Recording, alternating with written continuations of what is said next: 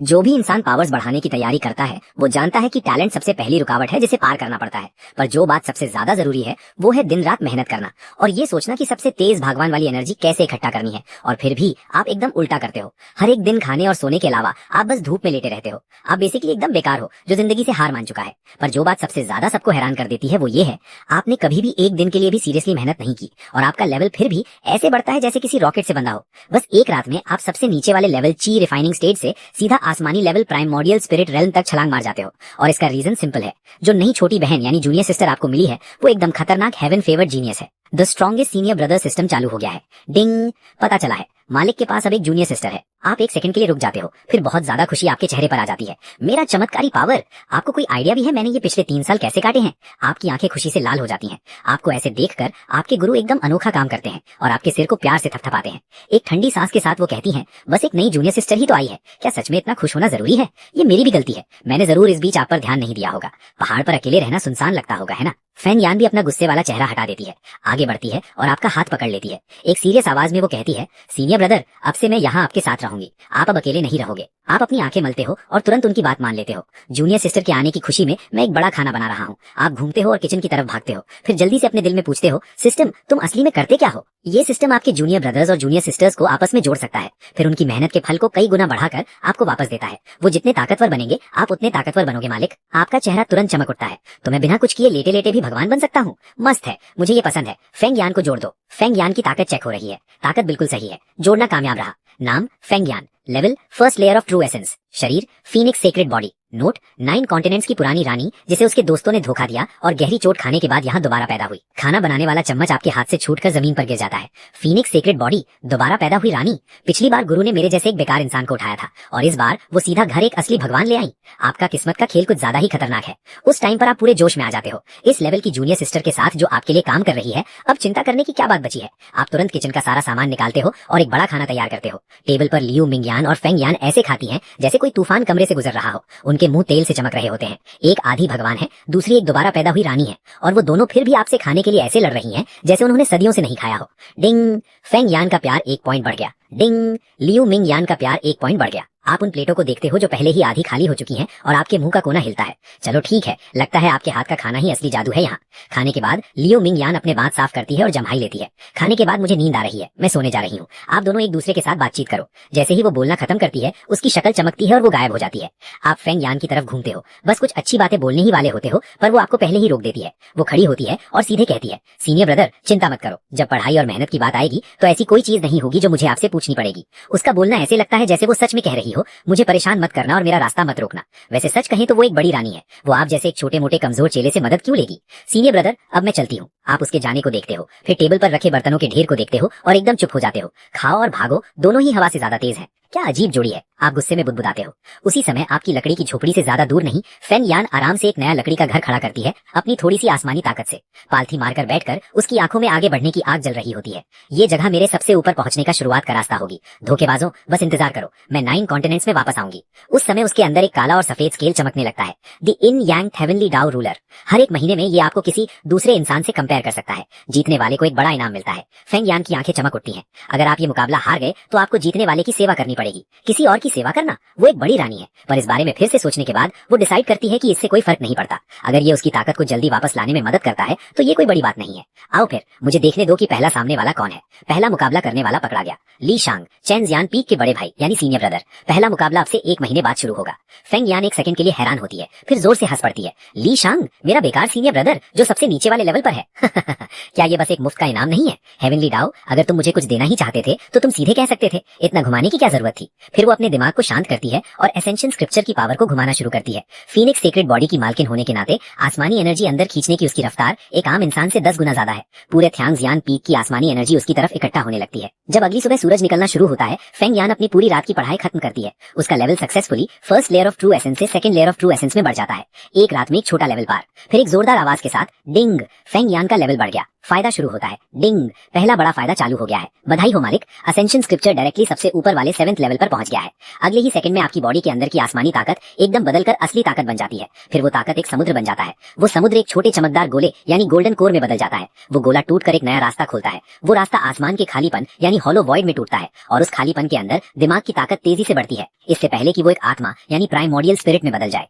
ची refining, true essence, spirit sea, golden core, mystic passage, hollow void, primordial spirit. आप 7 बड़े level एक साथ पार करते हो। आप बस एक रात के लिए सोए थे और आप पूरे ग्रुप के सबसे कमजोर चेले से सीधा एक सबसे बड़े गुरु के लेवल के एक्सपर्ट बन जाते हो। आपका पूरा दिमाग सुन्न हो जाता है। फिर खुशी की इतनी बड़ी लहर आती है कि आपका मन करता है कि कमर पर हाथ रखकर जोर से हंसो। सिस्टम, तुम पागल हो। आप खुद को शांत करते हो और फिर अपने सामने फेंग यान को देखते हो। आप जितना उसको देखते हो वो देखने में उतनी ही ज्यादा अच्छी लगने लगती है। ये कोई जूनियर सिस्टर बिल्कुल भी नहीं है, वो तो एक चलती फिरती किस्मत की चाबी है। गुड मॉर्निंग जूनियर सिस्टर, आप उसे एक बड़ी स्माइल से बोलते हो। दोपहर के खाने में क्या चाहिए? सीनियर ब्रदर पहाड़ के नीचे जाएगा और सामान खरीदेगा। मैं आपके लिए कुछ अच्छा बनाऊंगा। फेंग यान आपकी इस खुशी से हैरान होती है। फिर थोड़ा नखरा दिखाते हुए वो कहती है, कुछ भी चलेगा सीनियर ब्रदर। पर अंदर ही अंदर वो पहले ही सोच रही है, इसे अभी तक कोई आइडिया नहीं है कि ये मेरा खाना बनाने वाला नौकर बनने वाला है, क्योंकि इसने मेरे साथ काफी अच्छा बर्ताव किया है। मैं इसे आगे चलकर अपना पक्का रसोइया बनाऊंगी।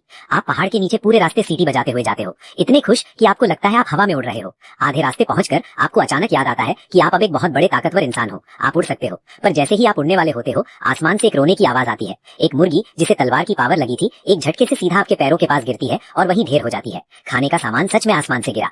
इससे पहले कि आप इसे उठा भी पाओ, आसमानी ताकत से बनी एक तलवार की धार सीधा आपकी तरफ आती है। अगर ये पहले हुआ होता तो वो एक बार आपको बहुत गहरी चोट पहुंचाने के लिए काफी होता, पर अब आप आराम से एक हाथ उठाते हो और थप्पड़ मारते हो। फट, वो तलवार की पावर वहीं टूट जाती है और बिना किसी निशान के गायब हो जाती है। इतनी कमजोर थी। आप अपनी हथेली को देखते हो और सच में फील करते हो कि आपकी अपनी ताकत थोड़ी झूठी लग रही है।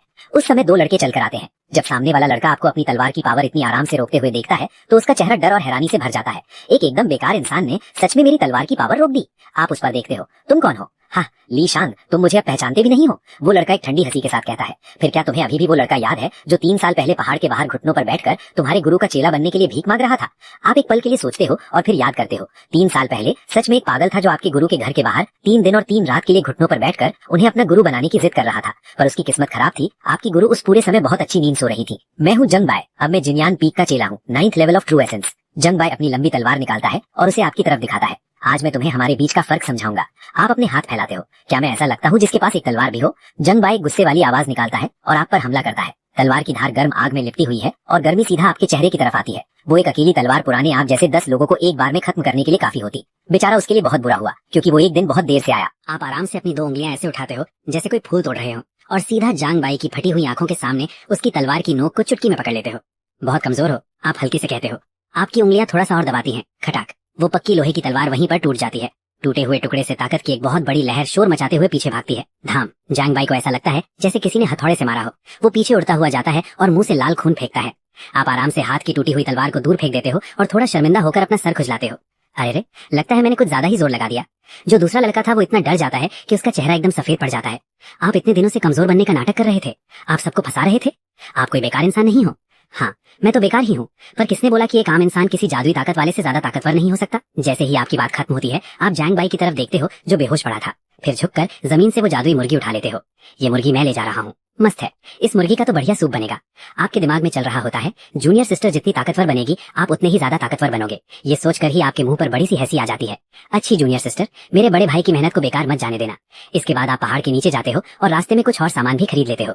वहाँ 2 लड़के जांग बाई को उठाकर वापस ले जाते हैं और बात को बहुत ज्यादा बढ़ा चढ़ाकर सबको बताते हैं। देखते ही देखते पूरे ग्रुप यानी डुक्सियन सेक्ट में ये बात आग की तरफ फैल जाती है कि ली सियान छुपा रुस्तम निकला, जो ऊपर से भोलू बनता है पर असली में शेर है। जैसे ही आप टियानचुआन पीक पर वापस आते हो, आप सूप को उबालना शुरू कर देते हो। थोड़ी ही देर में खुशबूदार मुर्गी का सूप तैयार हो जाता है। तेल के छोटे छोटे पीले बादल ऊपर तैर रहे होते हैं और साथ में लाल डेट्स भी हैं। इसकी इतनी मस्त खुशबू होती है कि किसी का भी मन डोल जाए। फेंग यन बस एक घूंट पीती है और उसकी आंखें तुरंत चमक उठती हैं। ये तो जादुई मुर्गी है। बोल को दोनों हाथों में पकड़कर उसके दिल में बादल गरजने लगते हैं। सबसे कमजोर जादुई मुर्गी भी एक अच्छे लेवल के इंसान जितनी ताकतवर होती है।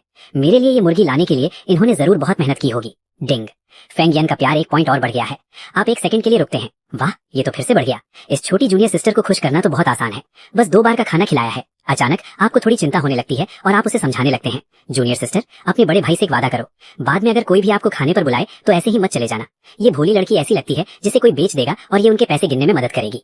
फेंग यन अपनी आंखें झपकी करती है। उसके दिमाग में बहुत सारे सवाल होते हैं, पर वो फिर भी ठंडे दिमाग से कहती है, ऐसा नहीं है कि कोई भी बुलाए और मैं चली जाऊं।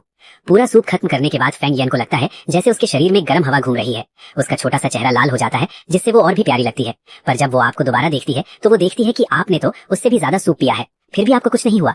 उसका सवाल और गहरा हो जाता है, मैंने इतना सा पिया और मुझे इसे हजम करने के लिए अपनी ताकत घुमानी पड़ रही है, तो फिर ये एकदम ठीक कैसे है? फिर अचानक उसके दिमाग में एक बात आती है, अच्छा हाँ, ये तो आम शरीर के साथ पैदा हुए हैं, इनका लेवल एकदम बेकार है, ये सूप की जादुई ताकत को अंदर खींच ही नहीं सकते, इसलिए सब बाहर निकल गया। जैसे ही ये बात उसके दिमाग में आती है, उसके देखने का तरीका बदल जाता है और उसकी आंखों में तरस आ जाता है जिसे वो छुपा नहीं पाती। ये कोई आम शरीर नहीं है, ये तो पुरानी कहानियों वाला 100 छेद वाला शरीर है। इनका पूरा शरीर एक छलनी जैसा है, जितनी भी आसमानी ताकत अंदर जाए सब बाहर निकल जाती है। सबसे अच्छी जादुई दवाइयां भी इन पर बेकार हो जाएंगी। जूनियर सिस्टर, जल्दी जाओ और अपनी पढ़ाई मेहनत करो। आप उसके लाल चेहरे को देखते हैं, हालांकि आपका मन उसे और देखने का है, पर ताकत बढ़ाना ज्यादा जरूरी है। अगर जादुई ताकत उसके शरीर के अंदर फट गई तो बड़ा अनर्थ हो जाएगा। फेंग यन का दिल और भी पिघल जाता है, मेरा लेवल इतना बेकार है, फिर भी ये मेरी ताकत के लिए इतने चिंतित हैं। ये बड़े भाई हैंडसम है, साफ दिल के हैं और खाना भी कितना मस्त बनाते हैं, ऐसे लोग बहुत कम मिलते हैं। डिंग, फेंग यन का प्यार एक पॉइंट और बढ़ गया है। अब आप और भी ज्यादा चिंता में पड़ जाते हैं, ये तो गड़बड़ है, ये बहुत जल्दी लोगों से घुल मिल जाती है। अगर बाद में कोई बुरा इंसान मिल गया तो क्या होगा? दूसरी तरफ फेंग यन अपनी लकड़ी की झोपड़ी में वापस जाती है और तुरंत अपनी ताकत बढ़ाने बैठ जाती है। जादुई मुर्गी उसके शरीर में फैल जाती है और उसकी ताकत रॉकेट की तरह बढ़ती है। धाम, वो सेकंड लेयर से सीधे थर्ड लेयर पर पहुंच जाती है और उसी समय आप किचन में बर्तन धो रहे होते हैं जब आपके दिमाग में फिर से घंटी बजती है। डिंग, फेंग यन का लेवल थर्ड लेयर पर पहुंच गया है। मालिक के लिए इनाम शुरू होता है। बधाई हो मालिक, आप प्राइमोरियल स्पिरिट रेल्म के फर्स्ट लेयर से सीधे सेकंड लेयर पर पहुंच गए हैं। शरीर के अंदर बढ़ती हुई ताकत को महसूस करके आप बहुत खुश हो जाते हैं। ये तो कमाल है, जैसा सोचा था यही फायदा है फीनिक्स शरीर का, वो बस एक मुर्गी खाकर अपना लेवल बढ़ा लेती है। आपको समझना होगा, इस बड़े लेवल पर एक एक स्टेप ऊपर जाना आसमान पर चढ़ने जितना मुश्किल है। ग्रुप में एक बड़े गुरु हैं जिन्होंने फर्स्ट लेयर से सेकंड लेयर तक जाने में पूरे 10 साल लगा दिए, और आपने बस अपनी जूनियर सिस्टर को एक मुर्गी खिलाई। अगली सुबह जल्दी, पूरी रात मेहनत करने के बाद फेंग यन सुबह की सबसे साफ और पहली आसमानी एनर्जी को अंदर खींचने के लिए निकलने लगती है। जाने से पहले वो आपकी झोपड़ी की तरफ देखती है और उसे आपके खराटे लेने की आवाज आती है। उसका मत्था थोड़ा सिकुड़ता है, कितने आलसी हैं। फिर जब वो आपके छलनी जैसे शरीर के बारे में सोचती है तो एक ठंडी सांस लेती है। छोड़ो हटाओ, शायद इन्होंने भी कभी बहुत कोशिश की होगी, पर आखिर में समझ गए होंगे कि कोशिश से कुछ बदल नहीं सकता, शायद इसलिए ये ऐसे हो गए हैं। आपकी तरफ देखें तो आप अभी अभी उठे हैं और आलसी तरह से बेड पर बैठे हैं, तभी दिमाग में सिस्टम जोर से चिल्लाता है, डिंग, पता चला है आपकी जूनियर सिस्टर को कोई परेशान कर रहा है। आप रुक जाते हैं। सिस्टम, तुम बॉडीगार्ड का काम भी करते हो? आप जिनसे जुड़े हैं वो आपसे बंधा है, उनकी सुरक्षा पर ध्यान रखना और आपका फायदा देखना सिस्टम का काम है। बुरा नहीं है, ये काम की चीज है। आप सर हिलाते हैं, बेड से कूदते हैं और कपड़े पहनते हुए बाहर की तरफ भागते हैं और रास्ते भर गुस्से में गाली निकालते हैं। जिसने भी मेरी जूनियर सिस्टर को परेशान करने की हिम्मत की वो बेसिकली मेरी बेइज्जती कर रहा है, और मेरी बेइज्जती मतलब मेरे गुरु की बेइज्जती, जो आदि भगवान है, वो अपनी मौत को बुला रहा है। सिस्टम आपको रास्ता दिखाने के लिए एक मैप भी खोल देता है। उसी समय चियानचुआन पीक से थोड़ा दूर फेंग यन ने अभी अभी आसमानी एनर्जी अंदर ली ही थी कि लड़कों का एक ग्रुप उसका रास्ता रोक लेता है। सफेद कपड़े पहनने वाला एक लड़का अपनी तलवार पर हाथ रखकर उसे चिढ़ाते हुए देखता है, तुम ही चियानचुआन पीक की नई चेली हो? हाँ, सही कहा। 3 साल पहले गुरु लियू ने एक बेकार इंसान को अपना चेला बनाया था और पूरे ग्रुप में सब उन पर हंसते थे, और अब तुम्हें भी रख लिया। मैं देखना चाहता हूँ तुम में क्या अलग है। सफेद कपड़े वाला लड़का तलवार की मुठ पर हाथ रखता है, अपना हथियार निकालो। फेंग यानी गहरी सांस लेती है। सामने वाला लड़का 9वें लेवल पर है, जो उससे पूरे 6 लेवल आगे है। ये साफ दिख रहा है कि कोई झगड़ा करने आया है। वो हैरान भी है, उसे यहाँ आए बस 2 दिन हुए हैं और वो किसी को नहीं जानती, तो कोई उससे इतनी दुश्मनी क्यों निकाल रहा है? पर वो कभी डरकर भागने वालों में नहीं थी, तो क्या हुआ? अगर वो जीत नहीं सकती, रानी की किताब में पीछे हटना जैसा कोई शब्द नहीं होता। ज्यादा से ज्यादा क्या होगा, वो अपनी तलवार निकालेगी और लड़ेगी। फिर उसका हाथ उसकी कमर पर जाता है और अचानक रुक जाता है। तेरी की, उसके पास तो कोई हथियार ही नहीं है। ये चियानचुआन कुछ ज्यादा ही कंजूस है। गुरु लियू ने उस जैसी रानी को चेला बनाया और वो एक तलवार तक नहीं दे पाई।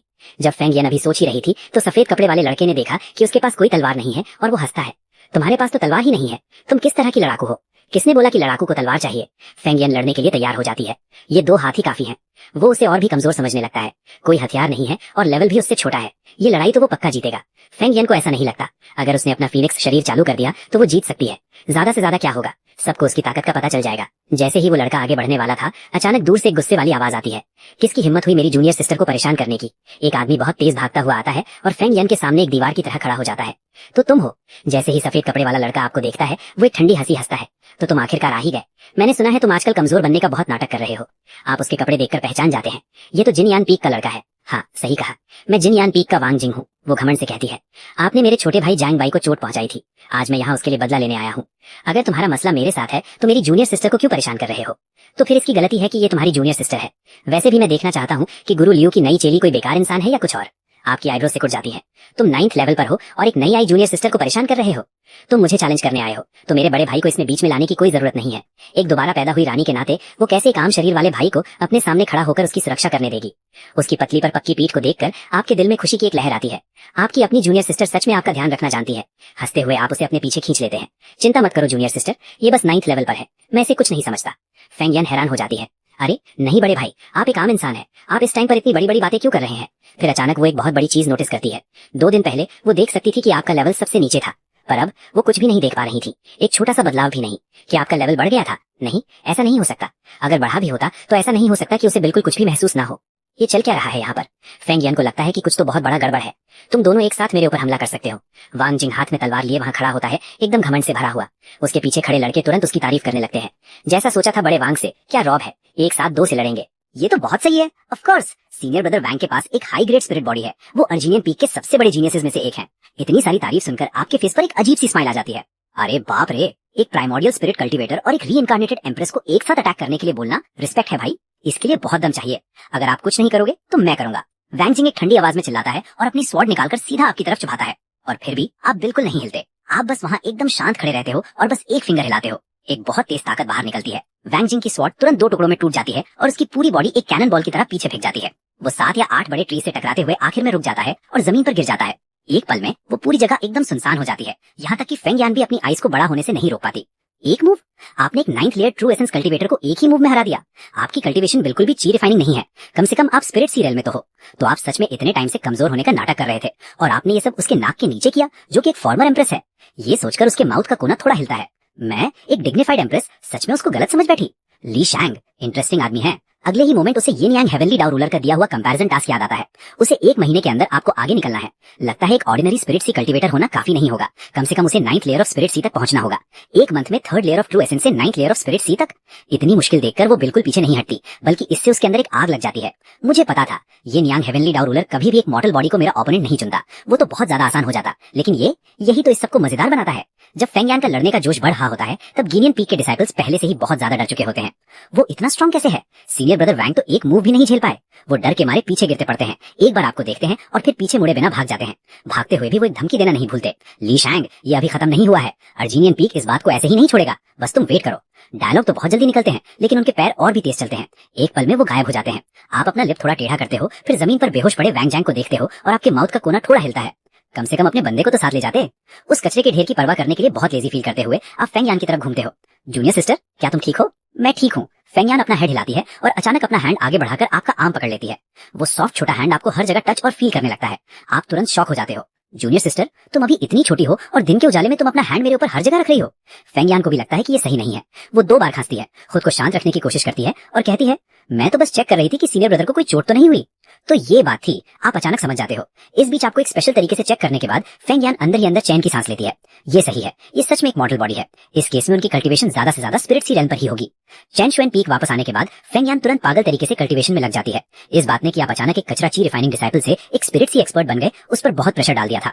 उसी टाइम ये न्यूज कि आपने वैंग जैंग को एक मूव में हरा दिया जबकि आप कमजोर होने का नाटक कर रहे थे, पूरे दुक्सियान सेक्ट में फैल जाती है। सभी कोई शॉक हो जाते हैं। एक मॉडल बॉडी अचानक इतना स्ट्रॉन्ग कैसे हो गया? और जहां तक जिन्यून पीक का सवाल है, इससे कोई फर्क नहीं पड़ता कि आपके पास क्या राज है। फर्क इस बात से पड़ता है कि आपने उनके लोगों को बार बार फेस पर थप्पड़ मारा है। इसका मतलब वो आपको अपनी आंखों में कुछ नहीं समझता है। सीनियर ब्रदर, हाँ सीनियर ब्रदर, वो बेसिकली आपके फेस पर थप्पड़ मार रहा है। व्हाइट रोब्ड मैन अपनी आईब्रो उठाता है। क्या उसने सच में ऐसा कहा? हाँ। उस डिसाइपल की नजर थोड़ी गिल्टी लगती है। व्हाइट रोब्ड मैन उसे एक नजर में ही पहचान लेता है और एक ठंडी सांस लेता है। तुम खुद मुसीबत ढूंढने गए, पिटे और अभी भी मुझसे आकर रोने की हिम्मत कर रहे हो, कचरे का ढेर। तभी एक और यंग मैन जो लॉन्ग वाटर ब्लू रोब में होता है वहां चलते हुए आता है और स्माइल करता है। ब्रदर, जो भी हो, ये सच है कि इस बार हमारे जिन्यून पीक की इज्जत गई है। आप सीनियर ब्रदर हैं और एक हॉलो वॉइड एक्सपर्ट भी हैं। अगर आप खुद एक स्पिरिट सी कल्टीवेटर से निपटेंगे तो ये आपके स्टेटस को कम कर देगा। क्यों ना इसकी जगह मैं इसे देखूं? व्हाइट रोब्ड मैन उसे एक नजर देखता है और फिर हाँ में सिर हिलाता है। ठीक है, लेकिन बहुत ज्यादा आगे मत जाना। वापस टिएनशुएन पीक पर फेंग यान ने पूरी सुबह कल्टीवेट किया होता है और उसका स्टमक पहले से ही आवाज कर रहा होता है। अचानक खाने की खुशबू उड़कर आती है। उसकी आईज तुरंत चमक उठती हैं और उसकी भूख बढ़ जाती है। वो बस बाहर निकलने वाली होती है, तभी उसे लगता है कि इससे उसकी इज्जत कम हो जाएगी। इसीलिए वो खुद को ठीक करती है और फिर वुडन हट से अच्छे तरीके से धीरे धीरे कदम बढ़ाते हुए बाहर आती है। किचन में आप उसे बाहर आते हुए देखते हो। जूनियर सिस्टर, बस 1 सेकंड रुको, खाना बहुत जल्द तैयार हो जाएगा। हाँ, आप अपना टाइम लीजिए सीनियर ब्रदर, मुझे उतनी भूख नहीं है। फेंग यान बिना किसी इमोशन के कहती है। बर्फ। उसका स्टमक उसी जगह पर उसका राज खोल देता है। उसका फेस लाल हो जाता है और वो जल्दी से सफाई देती है। मेरा स्टमक बस बहुत अच्छी हालत में नहीं है। समझ गया। आप अपनी हंसी रोकते हो और उसका झूठ नहीं पकड़ते। एक बार जब सारी डिशेस लग जाती हैं, फेंग यान टेबल पर खाने से भरी प्लेट्स को देखती है जो दिखने, खुशबू और टेस्ट में बहुत अमेजिंग होती हैं। किसी वजह से अपनी पिछली जिंदगी में बहुत सारे अच्छे खाने खाने के बाद भी उसे अचानक लगता है कि उनमें से कोई भी आपके खाने के सामने कुछ नहीं है। क्या आपने इस खाने में कोई दवाई डाली है जो इतना टेस्टी कैसे हो सकता है? वो ऐसा सोच रही होती है, लेकिन उसकी चॉपस्टिक्स कभी नहीं रुकती। भले ही वो बहुत तमीज से खाती है, लेकिन जिस स्पीड से खाना टेबल से गायब होता है वो एक तूफान की तरह सब कुछ साफ कर देता है। आप एकदम हैरान रह जाते हो, वो इतनी तेज कैसे खा रही है। बहुत जल्द 4 डिशेस, एक सूप और यहाँ तक कि एक बड़ा चावल का बर्तन आप दोनों साफ कर देते हो, जिसमें से ज्यादातर हिस्सा फेंग यान के पेट में जाता है। खाने के बाद फेंग यान कुछ ऐसा करती है जो पहले कभी नहीं हुआ। वो खड़ी होती है ताकि आपकी बोल्स और चॉपस्टिक साफ करने में आपकी हेल्प कर सके। आपकी तुरंत आइस चमक उठती है। वूहू! जूनियर सिस्टर को आखिरकार पता चल गया कि घर का काम कैसे बांटते हैं। मैंने उसे फालतू में लाड प्यार नहीं किया। लेकिन अगले ही सेकंड किचन से बर्तन टूटने की बहुत तेज आवाज आती है। Bang, clatter, crash. आप अंदर भागते हो और फ्लोर पर हर जगह टूटे हुए बर्तन देखते हो। फेंग यान आपको घबराहट में देखती है और फिर जल्दी से खुद को नॉर्मल दिखाने की कोशिश करती है। मेरा हार्ट फिसल गया था। जूनियर सिस्टर, तुम्हें जाकर आराम करना चाहिए। अगर आपने उसे ये कुछ और बार करने दिया तो आपका पूरा किचन बर्बाद हो जाएगा। एक रीइंकार्नेटेड एम्प्रेस से बर्तन धुलवाना सच में बहुत ज्यादा उम्मीद लगाना था। फेंग यान किचन से शर्म के मारे बाहर आती है। आपकी तरफ अपनी पीठ करके वो सोचने लगती है कि किसी का इस तरह फायदा उठाते रहना मेरा स्टाइल नहीं है। मुझे उसे बदले में कुछ देने का कोई तरीका ढूंढना होगा। जैसे ही वो ये सोच रही होती है, डोर के बाहर से अचानक एक शांत आवाज आती है। मैं जिन यून पीक का लॉज यून हूँ। मैं टियान शुएन पीक के सीनियर ब्रदर के बढ़िया मूव से सीखने आया हूँ। आवाज तेज नहीं होती, लेकिन वो आधे टियान शुएन पीक पर फैल जाती है। जिस मोमेंट फेंग यान इसे सुनती है, उसकी आईज चमक उठती है। क्या ये मेरा जलवा दिखाने का चांस नहीं है? वो तुरंत वुडन हट से बाहर आती है और लॉज यून को वहां उसके वाटर ब्लू रोब में देखती है। उसकी नजर बदलती है। ये ऑरा, एक ट्रेजर बॉडी। तुम मेरे सीनियर ब्रदर को चैलेंज करना चाहते हो? फिर तो तुम डेफिनेटली उनके सामने कुछ नहीं हो। सही में? लॉज यून फेंग यान को घमंड से एक बार देखता है। एक ऑर्डिनरी सा ट्रू एसेंस कल्टिवेटर। आपने पहले सोचा था कि आप आगे बढ़ेंगे और उसे आसानी से भगा देंगे, लेकिन जैसे ही आप वो सुनते हो, एक आइडिया अचानक आपके माइंड में आता है। स्माइल करते हुए आप आगे बढ़ते हो। क्या तुम मानते हो कि 1 महीने से भी कम समय में मेरी जूनियर सिस्टर तुम्हें हरा देगी? क्या बकवास है। लॉज यून एक ठंडी सांस लेता है। तो क्या तुम मेरे साथ एक शर्त लगाने की हिम्मत करते हो? लॉज यून अपनी आईब्रो उठाता है। वो जानता है कि आप उसे जानबूझकर गुस्सा दिला रहे हो, लेकिन अगर वो मना करेगा तो क्या वो डरा हुआ नहीं दिखेगा? मैंने सुना है जिन यून पीक के पास एक स्वॉट पवेलियन है जो फेमस स्वॉट से भरा है। अगर मेरी जूनियर सिस्टर जीतती है तो उसे अंदर जाने दो और वो जो चाहे चुन सकती है। मेरे पास बाहर के लोगों को पवेलियन में आने देने का हक नहीं है। आप एक सांस लेते हो। चलो अगर ऐसा है तो फिर छोड़ो। आप अपना हैंड धीरे से हिलाते हो। ठीक है, मैं तैयार हूँ। तभी बादलों से एक आवाज नीचे आती है। मैं उसके बदले इस बात को मानता हूँ। एक व्हाइट रोब्ड मैन स्काई से नीचे आता है और सबके सामने आराम से लैंड करता है। आने वाला कोई और नहीं बल्कि लॉ त्यान है, जो जिन यून पीक का सीनियर ब्रदर है, एक बड़ा हॉलो वॉइड एक्सपर्ट। वो एक्चुअली छुपकर लॉज यून को पूरे टाइम फॉलो कर रहा था। आखिरकार उसे पहले ही लगने लगा था कि आपके बारे में कुछ गड़बड़ है। पास्ट में आप एक मामूली मॉर्टल बॉडी डिसाइपल थे, लेकिन अब भले ही आप अभी भी मॉर्टल बॉडी हो, अचानक आपके बारे में कुछ गहरा और नासमझ आने वाला है। इस हद तक कि वो खुद भी सतर्क फील करता है। वो एग्जैक्टली इसीलिए आया था। वो इस मौके का फायदा उठाना चाहता था कि लॉज यून से फेंग यान को टेस्ट करवा सके। मैं लॉ त्यान हूँ, जिन यून पीक का सीनियर ब्रदर। अगर तुम्हारी जूनियर सिस्टर सच में जियून को हरा देती है तो मैं खुद उसे फेमस स्वॉट पवेलियन में जाने दूंगा और वो जो स्वॉट चाहे चुन सकती है। लॉ त्यान शांति से कहता है। आपके लिप्स के कोने थोड़े ऊपर उठते हैं, तो फिर डील पक्की। लेकिन तभी लुओ टैन अचानक शर्त बदल देता है। लेकिन मैं तुम्हें बस आधा महीना दूंगा। अगर तुम्हारी जूनियर सिस्टर आधे महीने के बाद इसे नहीं हरा पाई तो मैं चाहता हूँ कि तुम जिंग यून पीक आओ और जियांग बाय और वोंग ज़ेंग के सामने सर झुकाकर कॉटाव करो और माफी मांगो। गलती तो साफ तौर पर पहले उनकी ही थी। मेरे सीनियर ब्रदर क्यों माफी मांगेंगे? फेंग यान तुरंत गुस्से में इसका विरोध करती है, लेकिन आप बस अपना हाथ हिलाते हो। कोई बात नहीं, मुझे मंजूर है। अच्छा है, आज से आधे महीने बाद। ये बोलकर लुओ टर्न होता है और लुओ ज़ियुन को लेकर चला जाता है। फेंग यान उन्हें गायब होते हुए देखती है, फिर अपनी आईब्रो सिकोड़कर पूछती है, सीनियर ब्रदर, आपने इतनी अजीब शर्त क्यों मान ली? आप उसकी तरफ एक खास नजर से देखते हो और कहते हो, जूनियर सिस्टर, दुक्सियान सेक्ट में रिसोर्सेज के लिए ताकत से लड़ना पड़ता है। अगर तुम्हें अपनी कल्टीवेशन तेज करनी है तो यही सबसे फास्ट तरीका है। एक पल में फेंग यान समझ जाती है, आप ये सब इसीलिए कर रहे हो ताकि वो अपना टैलेंट दिखा सके और सेक्ट के बड़े लोगों का ध्यान अपनी तरफ खींच सके। इस काम के लिए आप अपनी इज्जत तक दाव पर लगाने को तैयार हो। अगर वो हारी तो आपको जाकर पैरों में गिरना पड़ेगा और माफी मांगनी पड़ेगी। ये सोचकर उसके सीने में एक ऐसी फीलिंग जागती है जो उसे पहले कभी नहीं हुई थी। उसकी पिछली जिंदगी में किसी ने भी उसके लिए इस हद तक कुछ नहीं किया था। डिंग, फेंग यान का प्यार 5 पॉइंट और बढ़ गया है। आप एक सेकंड के लिए रुकते हो। इस लड़की ने अभी अपने दिमाग में क्या सोच लिया? सच तो यह है कि आपने ये सब बस उसे पागल तरीके से कल्टीवेशन में ढकेलने के लिए किया था। वो जितना ज्यादा मेहनत करेगी आप उतने ही स्ट्रॉन्ग बनोगे। रही बात माफी मांगने की, हाँ बिल्कुल, अगर वो सच में हार गई तो वो वहीं पर अपना प्राइमोरियल स्पिरिट रेल्म वाला सच सबके सामने निकाल देंगे। उस टाइम पर क्या वो दोनों आपकी माफी झेल भी पाएंगे? सीनियर ब्रदर, आप चिंता मत करो। फेंग यान की आंखें एकदम पक्की लगती है। मैं आपको बिल्कुल निराश नहीं करूंगी। आपकी इज्जत बचाने के लिए वो पूरी जान लगाने को तैयार है। स्माइल करते हुए आप अपना हाथ आगे बढ़ाते हो और उसके सिर पर हाथ फेरते हो। अच्छा है, सीनियर ब्रदर को तुम पर पूरा भरोसा है। फेंग यान वहीं खड़ी रह जाती है। उसी पल से वो पूरी तरह से कल्टीवेशन डीमन मोड में चली जाती है। उसकी ताकत लगभग हर दिन बदल रही होती है और आप बिना कुछ किए बैठे बैठे लेवल अप होने वाली ड्रीम लाइफ जीने लगते हो। डिंग, फेंग यान की कल्टीवेशन बढ़कर 4th layer of true essence हो गई है। बधाई हो होस्ट, आपकी कल्टीवेशन बढ़कर 4th layer of the primordial spirit realm हो गई है। डिंग, फेंग यान की कल्टीवेशन बढ़कर 5th layer of true essence हो गई है। बधाई हो होस्ट, आपकी कल्टीवेशन बढ़कर 5th layer of the primordial spirit realm हो गई है। डिंग, फेंग यान की कल्टीवेशन बढ़कर 7th layer of true essence हो गई है। बधाई हो होस्ट, आपकी कल्टीवेशन बढ़कर 7th layer of the primordial spirit realm हो गई है। आप इतने खुश हो जाते हो कि आपका दिमाग घूम जाता है। लेकिन जब आप अपनी जूनियर सिस्टर को दिन रात बिना आराम किए मेहनत करते देखते हो तो आपको उसके लिए थोड़ा बुरा भी लगता है। बिना कुछ किए इतना ज्यादा जीतना थोड़ा शर्मनाक लगता है। आपको कम से कम उसके लिए कुछ अच्छा खाना बनाना चाहिए। इसलिए आप सामान खरीदने के लिए पहाड़ से नीचे जाते हो। जब आप एक पहाड़ी रास्ते से निकल रहे होते हो तो अचानक एक बहुत तेज दवाई जैसी खुशबू आपकी नाक से टकराती है। आप ध्यान से देखते हो और एक दूर क्लिफ पर एक स्पिरिचुअल मशरूम उगा हुआ देखते हो जिसमें से एक थिक यिन हैवी भी ऑरा निकल रही होती है। बहुत सही चीज है। अगर आप इसका यूज सूप में करोगे तो आपकी जूनियर सिस्टर की कल्टीवेशन डेफिनेटली फिर से बहुत ऊपर चली जाएगी। आपकी बॉडी एक पल में चमकती है और अगले ही सेकंड आप क्लिफ के पास दिखते हो और उसे तोड़ने के लिए हाथ आगे बढ़ाते हो, लेकिन तभी एक बड़ा पाइथन साइड से अचानक कूदता है। आप अपना सिर घुमा कर देखते तक नहीं हो, आप बस आराम से अपना एक पाम पीछे की तरफ चलाते हो। बूम, वो बड़ा पाइथन सीधा क्लिफ से नीचे गिर जाता है और वहीं मर जाता है। आप मशरूम तोड़ते हो, एक छोटी सी धुन गुनगुनाते हो और घर वापस आ जाते हो। फिर इसे तुरंत यूज करके चिकन सूप का एक फ्रेश पॉट पकाने लगते हो। खाने के टाइम पर फेंग यान सूप में उस मशरूम को एक ही नजर में पहचान लेती है। वो बहुत अच्छे से जानती है कि ऐसी कीमती चीजों की रखवाली हमेशा बड़े डेमन बीस्ट्स करते हैं। उसके दिमाग में तुरंत एक खतरनाक सीन बन जाता है जहां आपने इस दवाई को पाने के लिए एक भयानक मॉन्स्टर के साथ जानलेवा लड़ाई लड़ी होगी और इतनी मेहनत करने के बाद भी आपने आराम से इसका यूज उसके लिए सूप बनाने में कर दिया। फेंग यान अंदर से पूरी तरह से हिल जाती है। जब वो आपको स्माइल करते हुए उसे पीने के लिए बोलते हुए देखती है तो वो खुद को रोक नहीं पाती और धीरे से पूछती है, सीनियर ब्रदर आप मेरे साथ इतने अच्छे क्यों हो? सिस्टम का नोटिफिकेशन अचानक बजता है जिससे आप थोड़ा रुकते हो। अगर इस तरह चलता रहा तो कुछ ही दिनों में इस लड़की का प्यार एकदम मैक्स हो जाएगा। कहाँ गई वो ठंडी और बेरहम एम्प्रेस? वो तो बस एक ऐसी छोटी लड़की है जिसे कभी किसी का प्यार नहीं मिला। उसकी तरफ देखकर आप अंदर ही अंदर एक सांस लेते हो, फिर आराम से हाथ आगे बढ़ाकर उसके बाल सहलाते हो। तुम मेरी जूनियर सिस्टर हो, अगर मैं तुम्हारे साथ अच्छा नहीं रहूंगा तो फिर किसके साथ रहूंगा? फेंग यान अचानक एक गहरी सांस लेती है और उसकी आंखें पहले से भी ज्यादा पक्की हो जाती हैं। सीनियर ब्रदर आप चिंता मत करो, एक बार जब मैं इतनी स्ट्रॉन्ग बन गई कि किसी की हिम्मत नहीं होगी मुझे परेशान करने की, तो आप जो भी चाहेंगे मैं आपको वो दूंगी। ये एक फ्यूचर इंप्रेस का वादा है। आप उसे सुनकर एक सेकंड के लिए हैरान होते हो, फिर स्माइल करते हो। ठीक है, तो मैं तुम्हारे स्ट्रॉन्ग होने का वेट करूंगा। तुम जितनी स्ट्रॉन्ग बनोगी मैं भी उतना ही स्ट्रॉन्ग बनूंगा। चलो मेरी अच्छी जूनियर सिस्टर, और मेहनत शुरू करो। इस बीच आपका बनाया हुआ चिकन सूप पीने के बाद फेंग यान तुरंत घूमती है और पहले से भी ज्यादा पागल तरीके से कल्टीवेशन में लग जाती है। वो इस टाइम पर सच में अपनी जान दांव पर लगा रही है। वक्त तेजी से निकलता है और आधा महीना एक पल में बीत जाता है। बस उन 15 दिनों में फेंग यान की कल्टीवेशन एक रॉकेट की तरह ऊपर जाती है और